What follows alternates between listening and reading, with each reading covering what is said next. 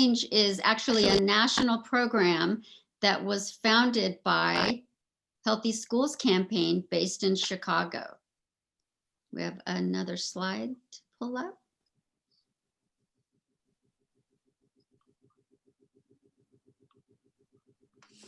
There we go. Okay, so Cooking Up Change was founded in 2007 by the Healthy Schools Campaign, which is based in Chicago. There are approximately 10 states that participate in this program, and we are the agency that represents California. Los Angeles has been involved a couple of times, but Orange County has been consistently engaged for the last 9 years. So this program is centered on engaging student chefs and the community, the greater community, in advocating and making changes to the National School Meal Program, which is our school lunches that you all enjoy every day.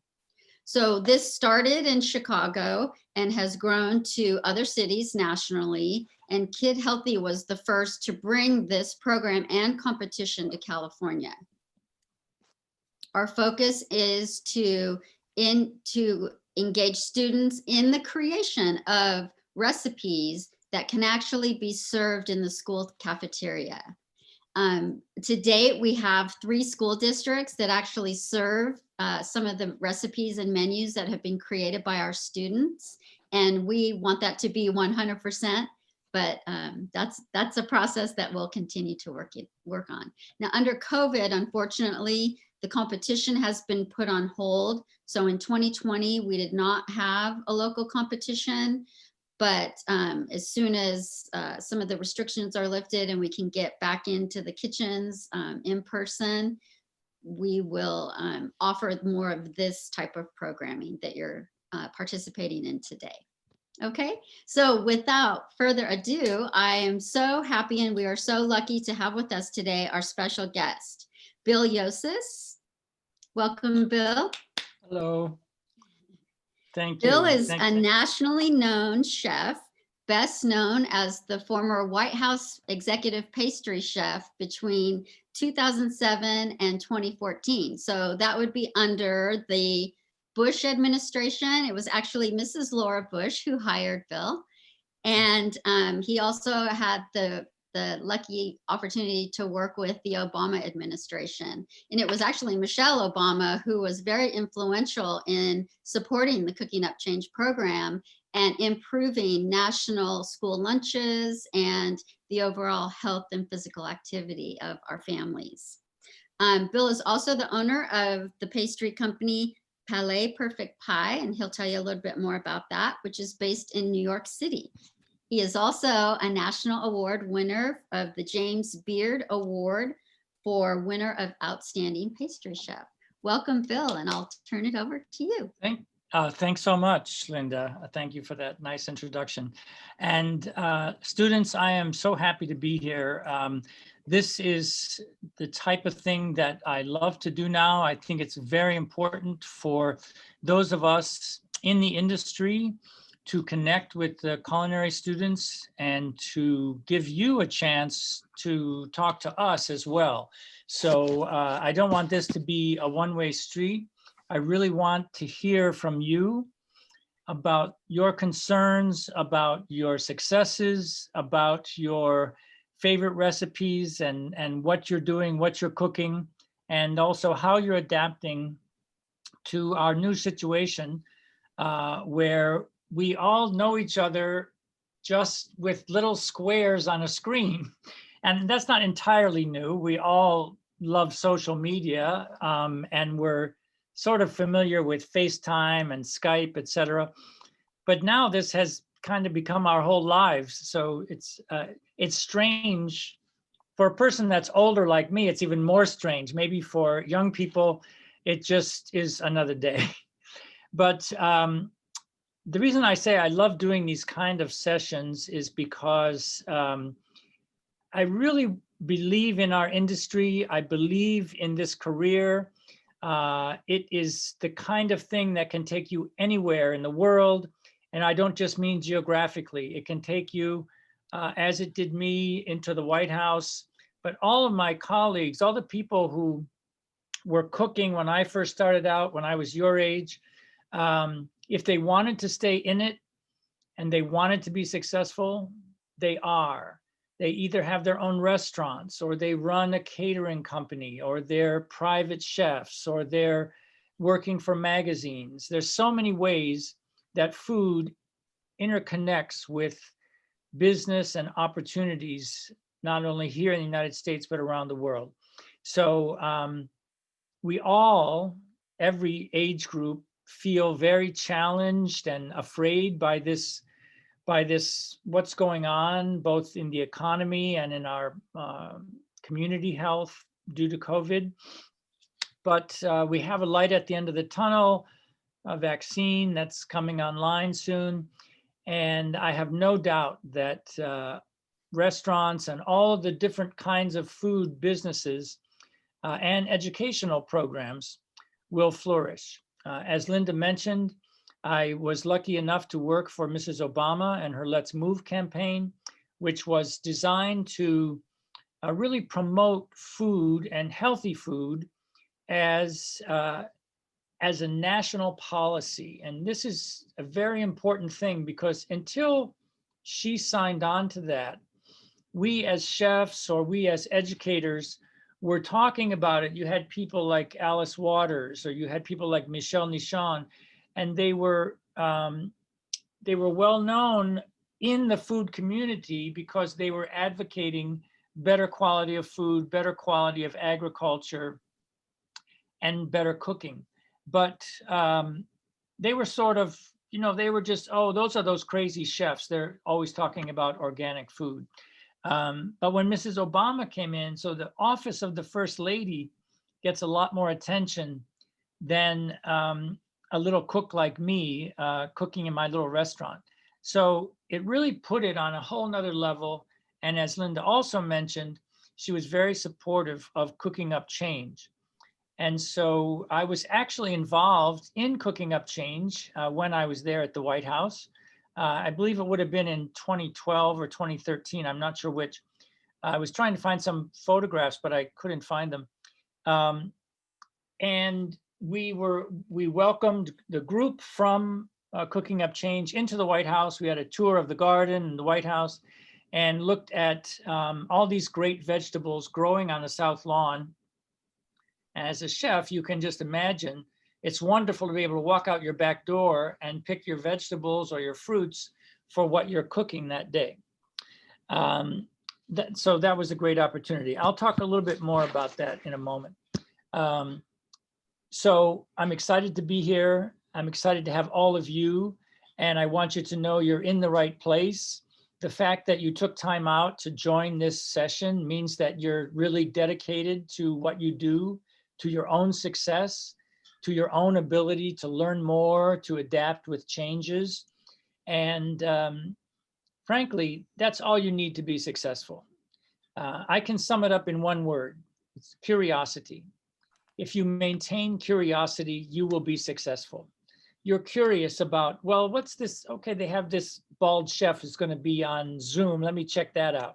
What's this new ingredient? What's this? I heard about sustainability in agriculture. What's that about? Or I heard about a new kind of cooking or a new kind of piece of equipment. That curiosity is your key to success. That and maintaining a positive attitude and all the basic values that it doesn't matter whether you're a cook or an accountant or a firefighter. Respect for your fellow workers, respect for yourself, and maintaining a bright outlook. So I mentioned working for Mrs. Obama and the President Obama. I want to share some of these pictures of that time because it was a very exciting time in food and in our country, because I think there was a great optimism. So I'm going to share my screen. Let me pick this one. This was, so one of the things that Mrs. Obama wanted to be sure that we do when we talk about food is that we include children, because tastes are formed very early. And so this is a group of kids from an elementary school, and you can see Dr. Biden there in the background, our future First Lady, laughing with some kids over there. So we would have crafts for the kids to do. I think this was probably at Christmas time. The kids would come in and they would either make a little recipe or decorate cookies, something of that nature. And of course, the main idea, so here's at Christmas, another year we were decorating gingerbread cookies. It was really fun. But one of the most important things that Mrs. Obama did was plant this amazing garden on the south lawn of the White House. So that had not been done since Eleanor Roosevelt was the first lady during the Second World War. And she called it a victory garden. In fact, it was fairly small. Nothing, I'm not criticizing Mrs. Roosevelt. She was a fantastic first lady. But look at how big this is. This was Bill, 1,200 square feet. Bill, excuse me. I'm sorry. Yes. Can you click on that to be your full screen? Oh, sure. Good idea. Thank you. So There we go. you can see this would have been taken probably in the early summer. You see that the things have grown to the point that much of it's ready to be harvested. The lettuces, there's a fig tree there. There's a artichoke plant, and there's also a lot of herbs. So we planted herbs there as well. Let me take another photograph. So this was in the kitchen of the White House. This over here is Chris Comerford. She's the executive chef. She's the first female chef, executive chef of the White House. Here's me, pastry chef. Here's the executive steward. His name is Adam Kollick. This is Susie Morrison. She's currently the executive pastry chef of the White House. She took the job after me. And then these kids came in during the program to learn. They had like a little cooking lesson. Let me see if I have, here's also Mrs. Obama brought school kids in to plant the garden. So here, these are kids from all over the country who came to the White House, and they planted those plants in the spring. And then the same kids would come back after 3 months and harvest those same plants. And we would cook for them out on the South Lawn, have kind of a picnic, a barbecue picnic. And it was just an extraordinary experience. You can see how Mrs. Obama was right there down planting in the dirt. She wasn't afraid of anything. And she was such a great person to work with. This is a funny picture I wanted to include because it's Christmas time now. And during the holidays, one of our big events was to build a gingerbread house. So everything you see over here is part of that gingerbread house. Everything you see there is edible. So this is poured sugar. If you're familiar with that that particular technique, you boil sugar, you put in some coloring, and then you pour it. It turns out like marble. All of this white stuff along here, this is all pastillage. So that's a mixture of confectioner's sugar, egg whites, and gelatin, and it blocks into like a very hard shape. So it's hard to see the house over here on the right. Let me see if I can move my, yeah, so here you see the house. All this is white chocolate.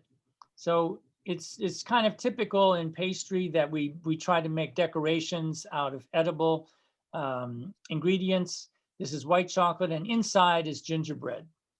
So that was about a 2-month process that it took to make all those things. And this was all these people worked on it. And so everyone was very excited to see it finally move into place. And we even had a little water fountain there that was supposed to be the fountain in the front of the White House. So that gives you some idea of what it's like to work at the White House. I was as surprised as anyone to get the job. I didn't apply for it. I was working actually in Connecticut at the time, And oddly enough, I just got this call one day, and the person who hired me was called a social secretary. That's the person at the White House who arranges all the events, the dinners, the receptions, breakfasts. And she said, "We need a pastry chef. Would you like to apply?" And other people were applying too. And you do sort of like a competition. You go and you make your favorite dessert, or a dessert you think that they will like, and you make a sugar piece, and you go through a bunch of interviews. And lucky for me, I got the job. And that type of thing led to a lot of opportunities, like working with Cooking Up Change back then in 2013 or 2012, and having the opportunity to meet students like yourselves, which made it very exciting. So Bill, you got to meet two of our national winning teams from Santa Ana Valley High School. That's right. That's right. Yes, that was it was really great. And we had a tour. We went to the garden, and we had a lunch in Washington, D.C. that day. So I'm very glad to be back connected with you guys. The program is amazing. And here's something I should talk about too. You are asked in the competition to make a recipe that would be used in a food service or luncheon facility in a school. That is very difficult. And something that I like about it is they didn't try to make it like kid friendly, or this competition that they do is not watered down. In other words, it's very difficult because you have to make a dish with all of those restrictions that are in place by the USDA, which is the United States Department of Agriculture, and they determine what food can be served in a school. There's a lot of restrictions. There's a lot of rules. There's a lot of rules on sourcing, where you can get the ingredients. But the most important rule, or maybe the most difficult one, is the budget. So the budget is very low. It's something like, when I was there, it was something like $140 per child, per student. And I think it's a little higher now, but not much. So the way to make that work is through volume. In other words, if you're making a dish for 100 people, well, then you don't just have $1.60, you have $160. But still, it's very challenging. And so what's cool about the program is that it's really on a competitive level, the level that is being, all chefs are being challenged to do. So I admire your courage in taking that on. And so one of the things I said earlier is I really am interested in hearing from you guys. So I would like to, we have like a little survey that we can launch with just as an icebreaker, because I want to hear your thoughts on it. You can see there, our question is, first one, do you cook? Yes or no? What is your favorite cuisine or cooking style? So you might say any of those there, or you can make up another one. Maybe you like Korean, maybe you like Caribbean food, or maybe you like Argentinian food, I don't know. So, but you can put something in there, and we just want to get an idea of what you're thinking about these days and how you're cooking. We really want to hear, like, how your lives are going right now. And if you think of another cuisine, you can write it in the chat if it's not one of the options. Feel free to do so. Yeah, there's so many. I mean, something I always say to people is that food can take you everywhere. Like I say, it can take you geographically, but it can also take you into challenges that that you can hardly imagine. the thing is, and this is why I'm encouraged that this pandemic will only be a temporary setback, because people are not going to stop eating. And you have a guaranteed job for life if you're involved in culinary or even in the front of the house. People have to eat, and more than once a day. And more people in the States are interested not only in delicious food, but they're also interested in food from other parts of the world. There's a lot of openness to trying new cuisines. I'll tell you a story about when I had a restaurant. Last year, and the chef, I hired a friend of mine who comes from Mexico. He comes from around Mexico City, and he had worked in New York for many years. And he had started out in Italian restaurants, and he's a very good chef. He has a great palate. He has great technical skills. He has great knowledge. And one of the most important things is he's a great communicator. So he did very well in Italian cuisine, and then he moved to French cuisine. So he became a chef in a French restaurant. And this is why I want to really emphasize that food is global, especially now. People are open to not only trying new foods, but now people do not think, oh, well, it's a French restaurant, the chef has to be French, or it's an Italian restaurant, the chef has to be Italian. This fellow, who was born in Mexico, was better than 99% of the French chefs I know. And whenever he wanted to get a job or move to a new restaurant, he was hired immediately because he was that well known, Marco Gonzalez. So that's my point, is that, you put the time in, you put the work in, you develop over many years experience. And this is another important thing to remember as students, that as hard as school is, and I know it is, you have to pass tests, you have to memorize things. As hard as it is, it's really just a preparation. And school is not teaching you everything, but school is teaching you how to learn. So think about that for a second. It's not that you have to know every sauce in the lexicon of sauces. It's not that you have to know every ingredient on the planet. But school is teaching you how to find out about those things and how to be curious, back to that word. So that's the value of school, and it can lead you everywhere. As I say, you're not limited by just doing one kind of cuisine either. As Marcos Gonzalez showed, he became one of the best chefs in New York, doing both French and Italian cuisine. So do we have most of our results in from our survey? Yes, we Looks had. like it. This is great. Okay, so let's talk about it. So do you cook? Yes. About 81% do, 19% don't. That's fine. Sometimes it's really, it's hard to work at home. If you, when you're in school, it's easier. You have a professional kitchen. But I'm finding the same thing now. I do online cooking classes, and I have a small apartment. I just have to do it out of here. And so I miss my, big range and my big refrigerators and my big ovens.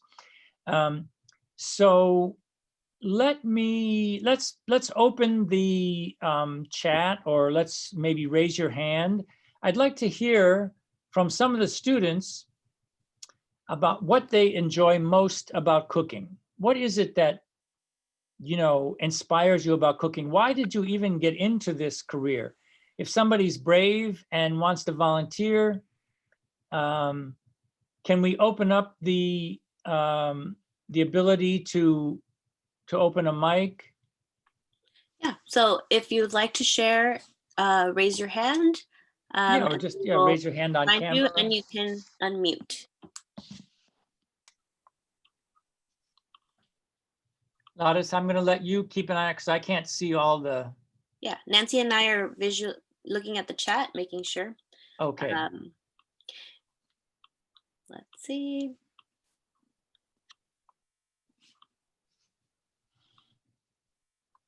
Chris said being able to make things towards his taste and preference. Oh, very good. Where's Chris? Chris, can you raise your hand?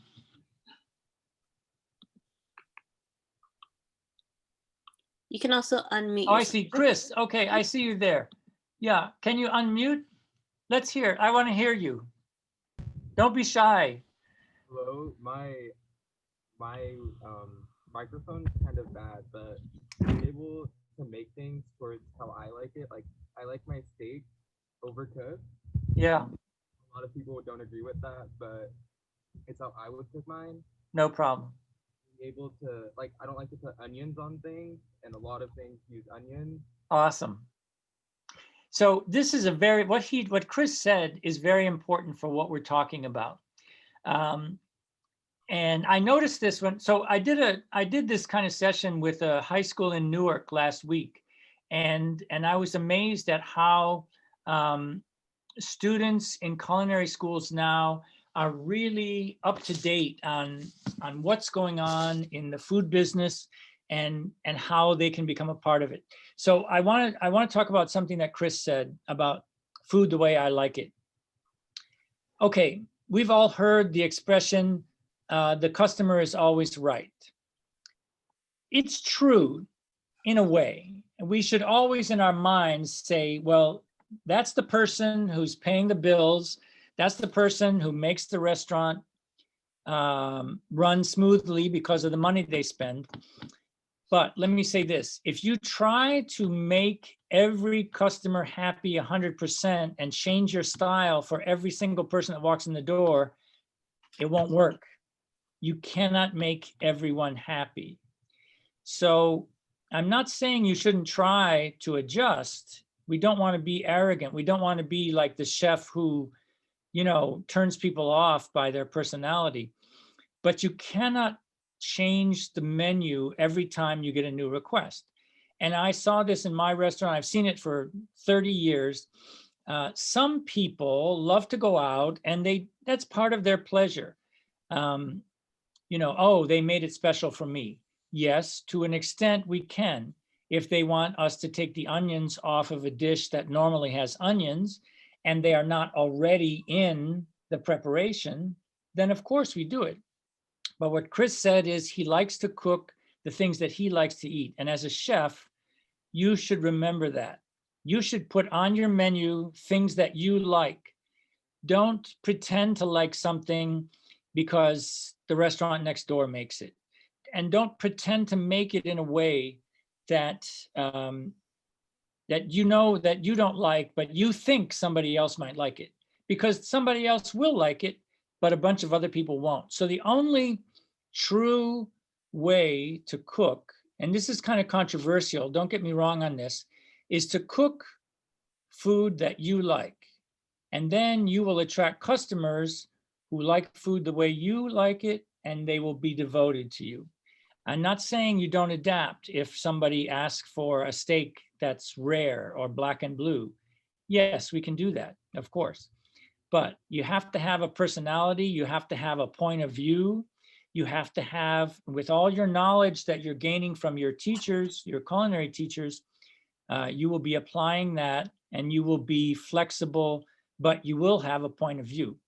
And that brings me to your teachers, by the way. The reason I'm doing this and the reason I really feel this is important is, from us in the older generation, we had it pretty easy now that we look back on it.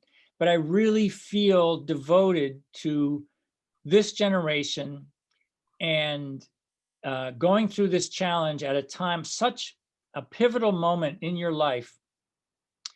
So graduation, seeing friends, meeting friends when you're a teenager or young 20s is so important, and we've been cut off from that. We're cut off from seeing our friends in school. It's huge.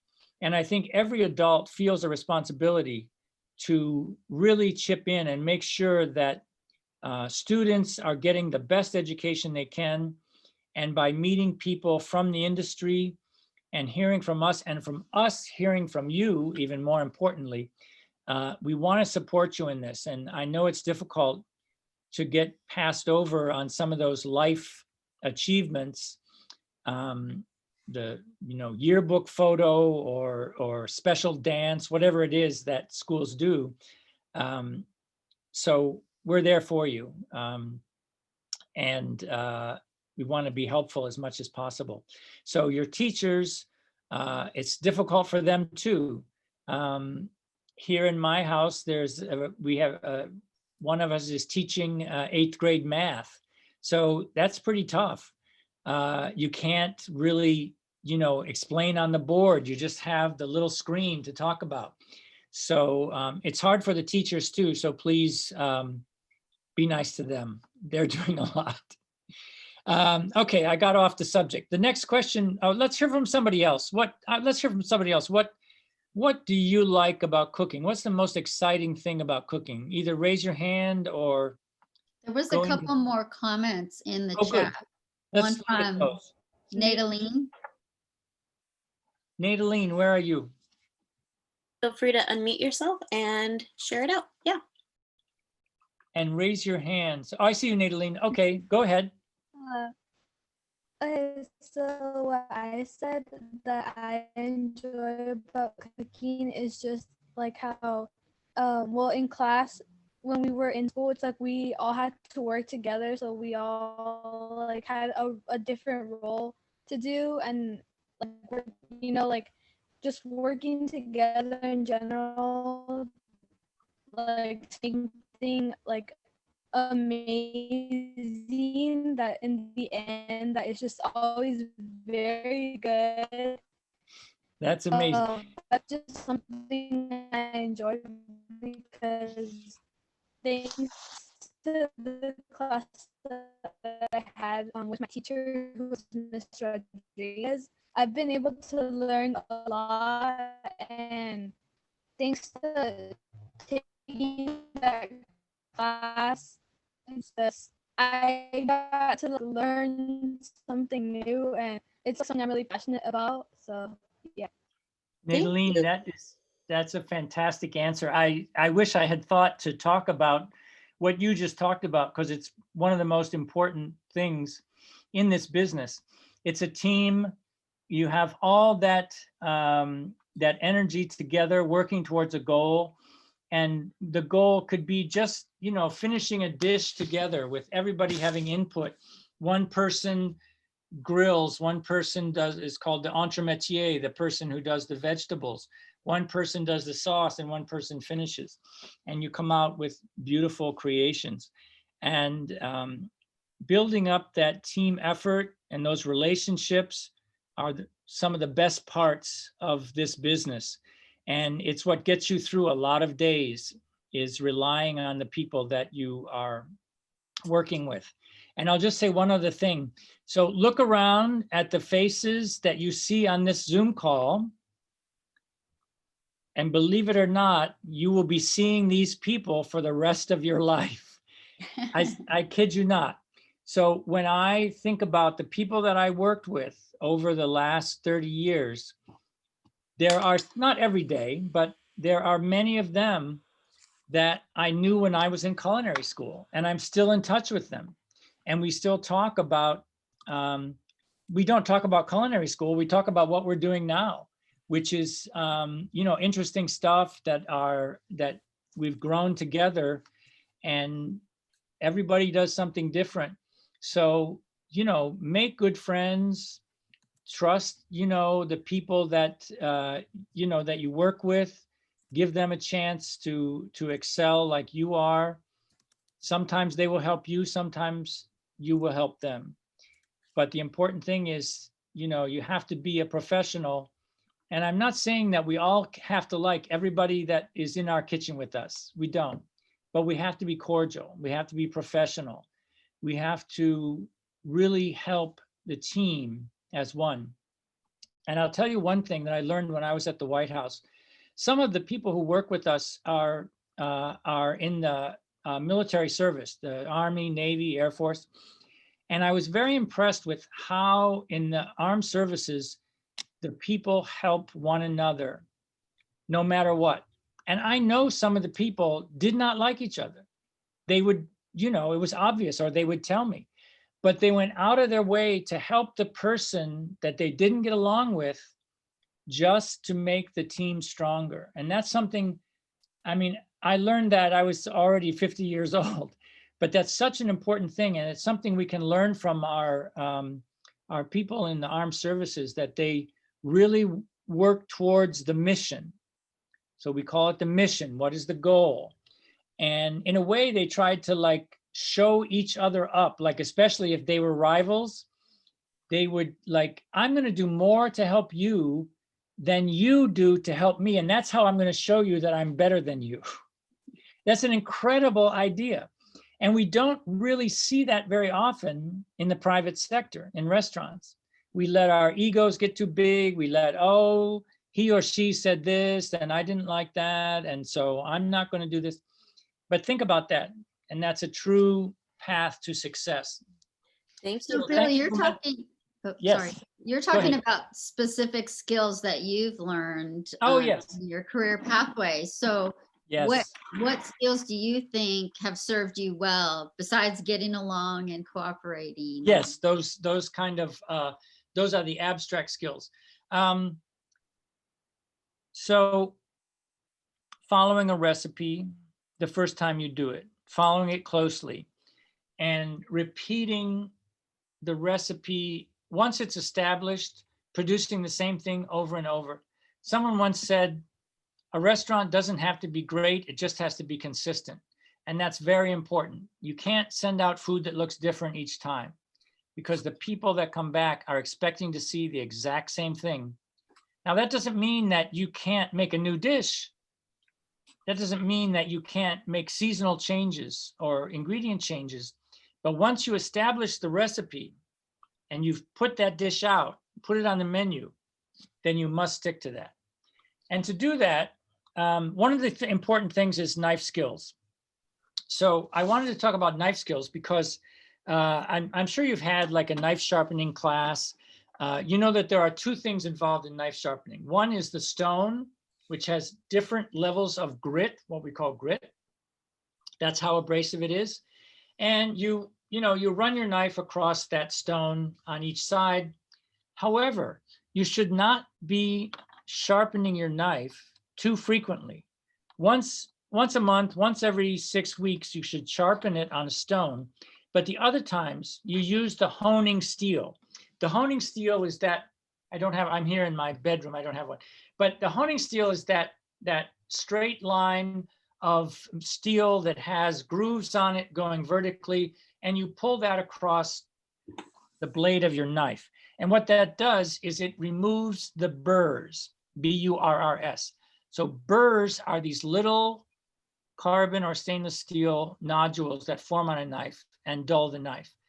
The honing steel, running it back and forth on the honing steel, is the best thing you can do on a daily basis or twice a day. Now, there's some other tools too that I wanted to recommend. So this, a fish spatula.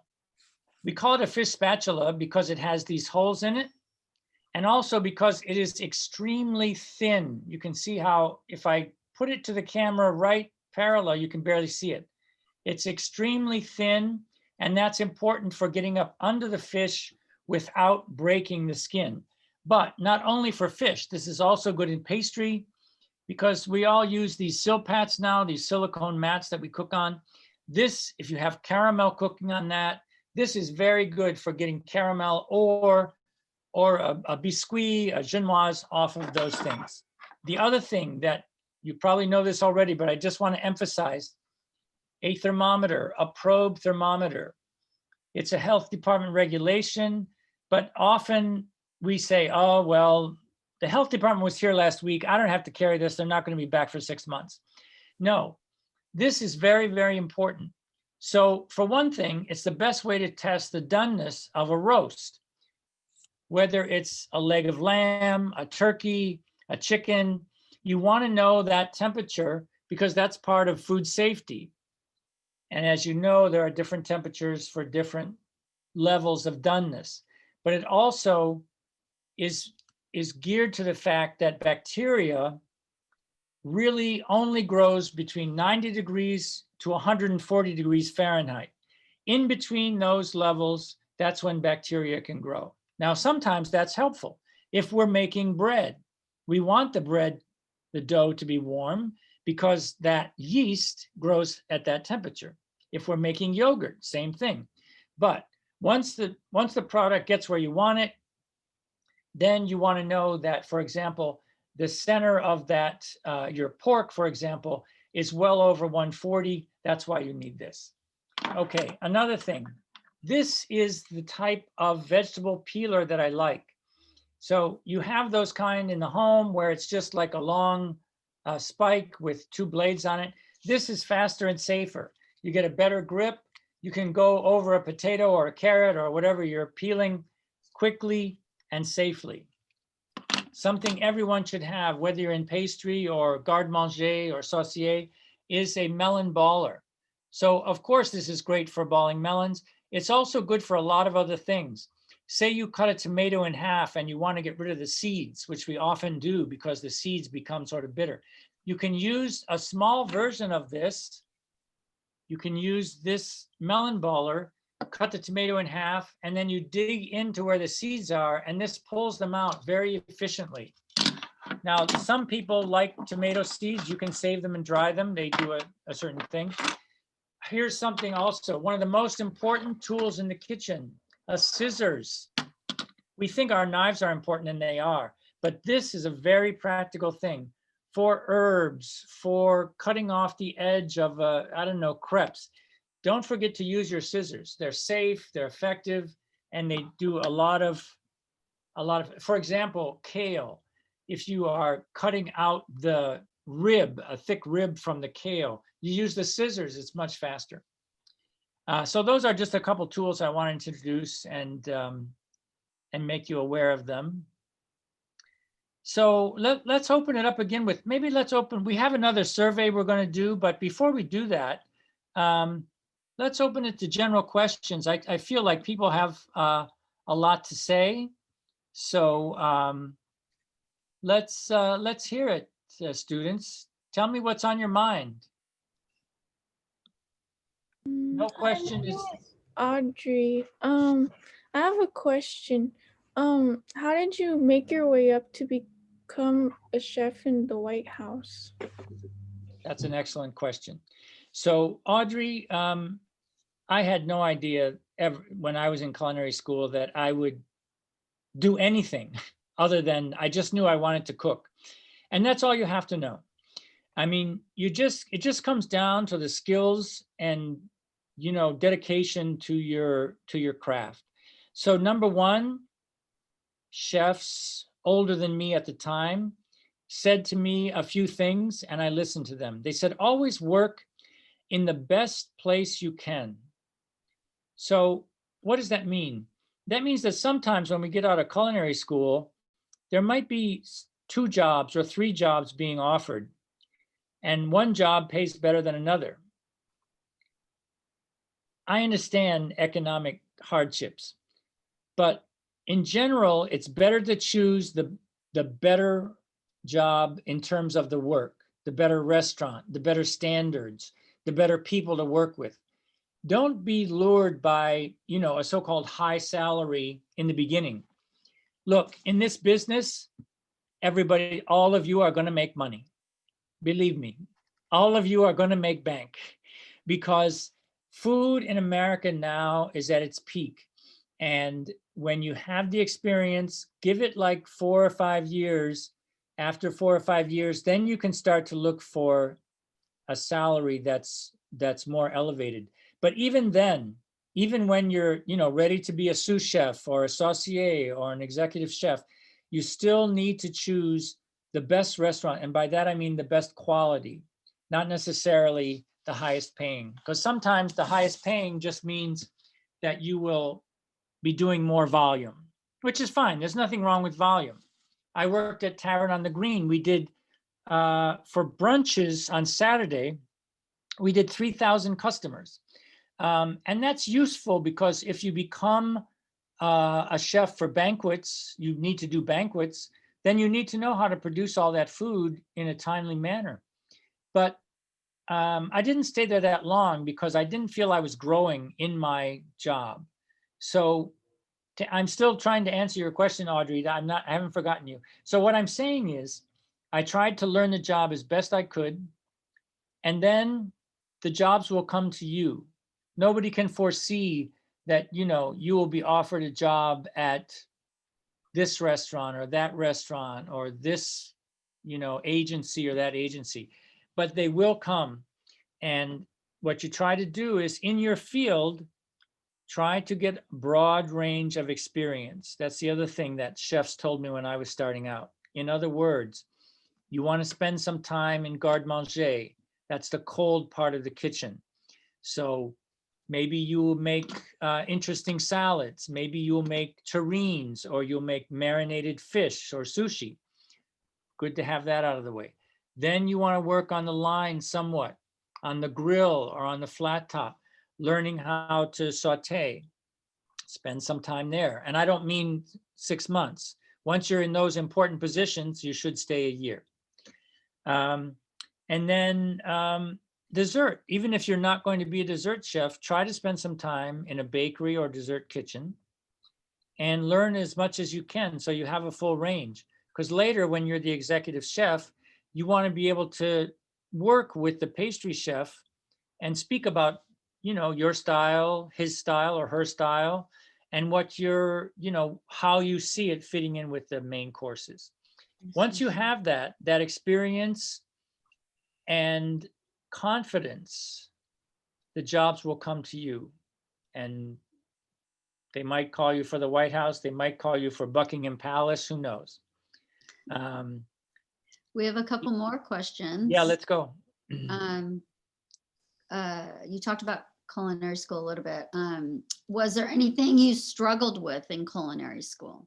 What a good question. I'm not a good butcher. I can tell you that. I don't know. The fillet knife with chicken or the butcher's knife. I was not good at butchery. But you can't be good at everything. I tried my best. I tried to learn the cuts as best I could. But that's the great thing about what Neveline said earlier, is that you're on a team. So your chef will say, okay, Bill, don't go in the butchery. You go in the garde-manger today. And he or she will pick the best person who's best for the job. Bill, did your choice of, we have a couple of questions regarding culinary school. Did your choice of culinary school impact your success? No, I'll tell you right now. It's not the school, it's the student. So I went to a fine culinary school. I had great teachers, like you have great teachers. It was in Brooklyn. It was a small school. It's not well known. Nobody ever heard of it. But the teachers were serious. They demanded a lot from the students. And we, as we said, we formed a team. We tried to learn the best we can. So you don't have to spend $50,000 on a culinary education to do well. Any recommendations, Bill, on culinary schools for the students? Sure. I mean, the one that I know of in your area is just north of LA, and I'm not sure if I'm saying, I think it's Palisades, or it's I'm not always on the West Coast. I spend some time on the East Coast too, so I'm not that familiar with the schools. But my point is, you don't have to pick the most expensive ones, and it's fine if you want to apply for a scholarship. That's the thing, you get good letters of recommendation, you get some experience in a great restaurant in your area, and then you ask chefs to help you get a scholarship in one of the expensive schools. So there's nothing wrong with the expensive schools. I'm just saying, don't feel that if you don't get into the top flight, that it's going to affect your career. Only you are going to affect your career. And then a fun question is, what's your favorite pastry to make? Oh, there's so many. You know, I've been making desserts for 30 years. So I trained in France. I went to France and worked in bakeries. I like making puff pastry. I love puff pastry, especially in something like a fresh raspberry Napoleon with, we call it creme mousseline. That's a pastry cream lightened with whipped cream. That's one of my favorite desserts. I also like pavlova, the Australian dessert, which is a baked meringue with, sometimes it has sponge cake or sorbet or ice cream and a fruit sauce. Pavlova I love. I like any kind of meringue, really. Any dessert with meringue in it. One of my favorite American desserts is coconut cake made with 7-minute frosting. It's kind of an old-fashioned recipe. I don't know if they still do it, but it's actually a Swiss meringue, we call it. You heat the egg whites to 55 degrees centigrade. That's about 150 Fahrenheit. You add your sugar at that time. You get it. So you notice that it's not boiling because you don't want to cook the egg whites. You heat them and put the sugar in, lemon juice. Then you put it on the electric mixer with a whisk and you just let it run. And it makes this beautiful, unctuous, soft, and almost chewy kind of frosting. That is what typically you see on a coconut cake in the South. That's a fantastic dessert. Thank you. Another one is, I have time for one more question.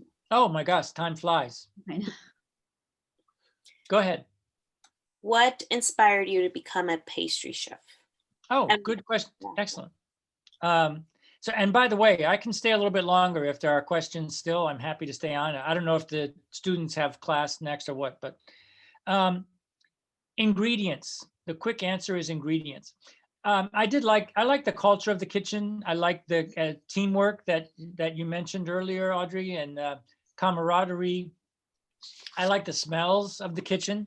But so, you know, there's a problem these days with the idea of a celebrity chef, and it's really has distorted the professional running of food service and kitchens and restaurants. Maybe people should be celebrities if they cook well. I don't know, but that's not the point of doing it. The point of doing it is make delicious food, make great hospitality, invite people in, make them happy. So if your idea is that you're going to be a celebrity with a TV show, then I'm really not that interested in you because you are just doing something for yourself, for your own ego. And I guarantee you, the food that people who think like that, it's not great food. And I'm not naming names, but I would just say this.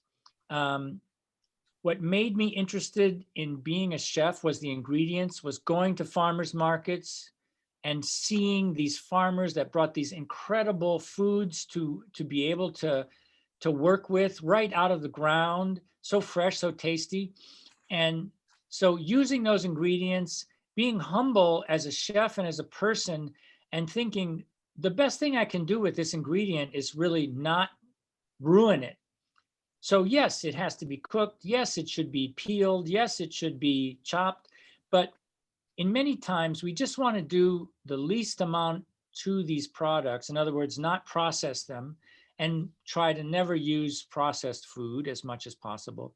So it's the ingredients that I think should be the star on the plate. And that's what made me want to cook. Thank you very much. We actually want to know a little bit, one last question from Sure. the students is, what are you eating? Are you eating from the school cafeteria? So go ahead and put yes or no.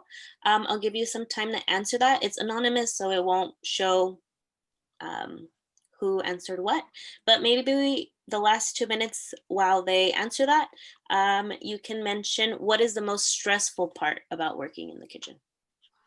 Oh, the most stressful. Well, it's time really, because this business is about time. Food is a natural ingredient. From the minute it comes out of the ground, or the minute it's if it's protein, it comes out of the sea, or that it's harvested in some way, food begins to deteriorate. So time is really I'd hate to say it's your enemy, but in a way it's definitely your partner. So you have to, because food spoils, you have to always be on top of your inventory. You always have to be on top of when the deliveries are coming in. You have to be when it's cooked. How long is too long? How short is too short? And from the customer's point of view, how do you get it to them hot? Very important. Hot, cooked correctly, and served in a genial manner. So time, when things get hectic, their tempers start to flare. So you don't want that. Things have to be organized and systematic so that everybody knows what to expect at what time, including your customer. So I'm not saying everything has to be fast, but you have to give your customer a reasonable expectation of what that dish is going to take in terms of time. So the biggest challenge to me is time, whether it be ingredients spoiling, cooking on the stove, getting it to the customer. And also, more and more, we have to be aware, and this is something that's so important, something that my generation was very bad at and needs to change, is we need to develop a work-life balance. And in restaurant kitchens, for too long, we just put the quality of the food is the only thing that matters. If you fall by the wayside, too bad. If you burn out, if you're exhausted, you have to we don't care about you. We just care about our goals. That's no good. We learned that it's no good. We're seeing the repercussions now because it's an area that has not improved in terms of income. And part of that is because it's not run in a professional way. And I tell anybody this that wants to hear it. We need to be more professional. We need to be more like the medical industry or the legal industry. We need to have checks and balances so people are paid enough, that they have enough time for their family. And that's where time comes in. So you have to have a menu and a system that allows for people to have a life of their own. After all, it's, you're standing on your feet all day and in a stressful situation. I'm not saying that should change. It will always be stressful because of that, the way food, spoils when you don't get to it in time. So it's a good kind of stress though, when you're facing those challenges. And still, I recommend to people, be the first in, be the last to go. But that doesn't mean 18-hour days.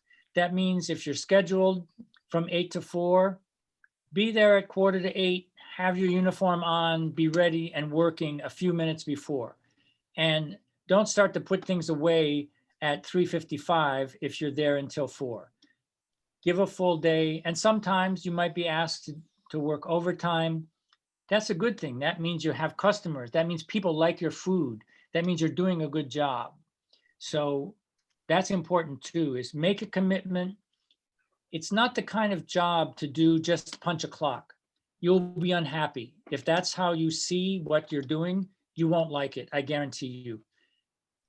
If you're passionate about it, do it, but also save time in your life for yourself and your family and stick to that. It's hard to do. That's one of the hardest things to do. Again, we're back to time, but it's a very important thing. Let's see what's the survey tell us.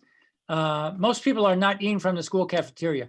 Okay, so I kind of asked the wrong question. Is that because of COVID and people are not in school these days? Is that somebody want to? We're hearing a few responses to why Yeah.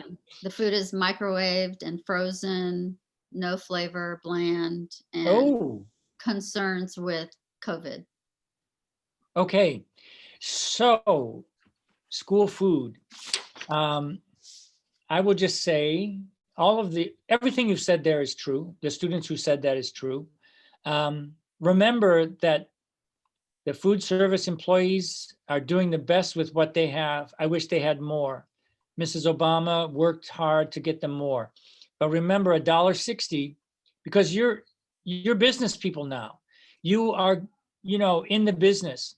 So all of us need to work on ways that we can improve that. We want our kids to have good food at school. And maybe that, who knows, we have to open up the conversation so that healthy and delicious food is available. Microwave, the portions, the quality of the ingredients, all those are valid concerns. And I'm not dismissing them. I'm just saying, don't be the kind of person that just criticizes and says, oh, I hate school food. Yes, I mean, we can say that. That's certainly true and with good reason. But how can we help it? How can we, because you guys will be in a position to make changes. Even if you don't go into school food, if you say, oh, I want to go to restaurants.